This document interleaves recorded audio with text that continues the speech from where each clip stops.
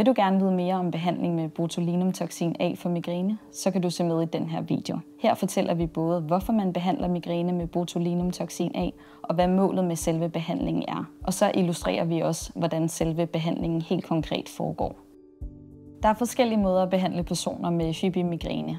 En af dem er ved behandling med botulinumtoxin A.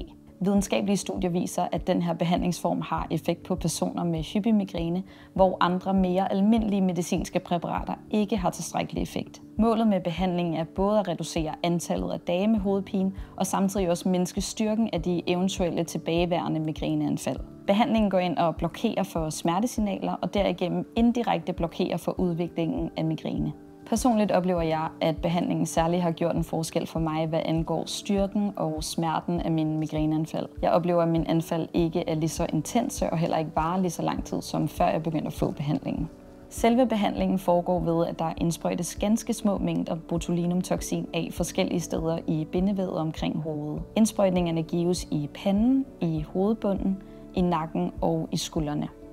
Der gives 31 indsprøjtninger med i alt 155 enheder per behandling, som følger PREEMPT-protokollen. Det er den metode, der i videnskabelige studier har vist at give bedst effekt ved behandling med botulinumtoxin A for migræne. Hvis der opleves værre smerter i et eller flere områder, kan der her gives lidt flere indsprøjtninger. Nålen, som bruges, er meget tynd, så selvom behandlingen naturligvis godt kan mærkes, så oplever jeg i hvert fald ikke, at det er noget, der gør ondt. Konsultationen varer 20 minutter, og selve behandlingen tager kun omkring 10 minutter. Det er individuelt, hvordan man har det efter behandlingen. Det er helt normalt at opleve at være lidt træt resten af dagen og de efterfølgende dage, men de fleste kan godt lave almindelige hverdagsaktiviteter samme dag, som de har fået behandlingen. Man må desuden gerne tage sin sædvanlige anfaldsmedicin ved hovedpineanfald, samtidig med, at man får behandling med botulinumtoxin A.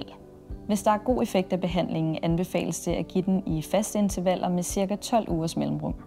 Behandlingen skal afprøves 1 til 2 gange for at vurdere, om der er en ønsket effekt. Her er det vores hovedpinespecialister med mange års erfaring, som udfører behandlingen. Det bliver altid vurderet ud fra den enkelte person, om den her behandlingsform vil anbefales. Hvis du har lyst til at drøfte, om du kunne have gavn af behandlingen, eller har generelle spørgsmål til behandlingen, så tøv endelig ikke med at kontakte os. Vi sidder klar til at hjælpe dig, da det er vigtigt for os, at du føler dig både tryg og velinformeret.